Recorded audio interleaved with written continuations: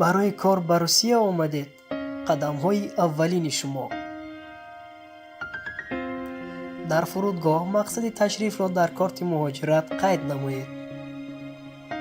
نه تحصیل و نه سیاحت، زیرا در این صورت نمیتوانید پتنت گیرید.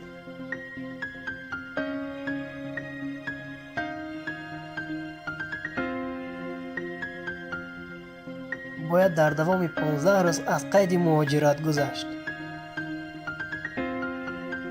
هنگام عوض نمودن سراغه زیست یا تولد کودک در قلمرو روسیه ثبت نام ضرور است و همیشه باید در جای استقامت واقعی خود را ثبت کنید.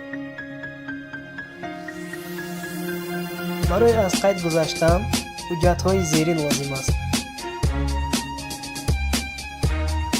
شناسنامه، کارت مهاجرت، شناسنامه صاحبخانه، شرطنامه اجرای منزل.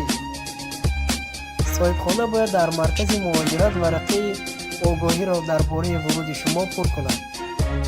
گوشه آگاهی را بریده به شما می‌دهند. این نشانه ثبت نام است. رقم قید را در مأخذ بفهمید و نوشته گیرید.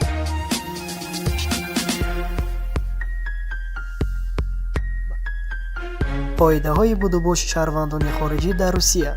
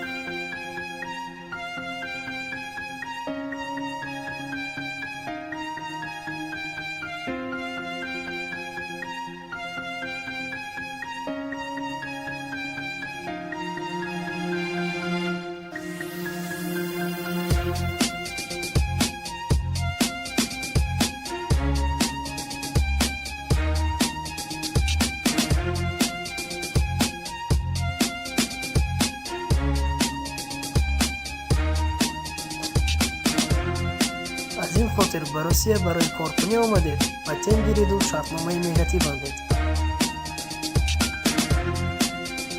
اگر برای تحصیل آمدید، حتما به دانشگاهی که اجازت رسمی دارد داخل شوید. در عکس حال شما می توانید احتمال مجبوراً اخراج کرده شوید یا ورودتان منع شود. دوستان عزیز، به کانال ما ابونه شدن را فراموش نسازید.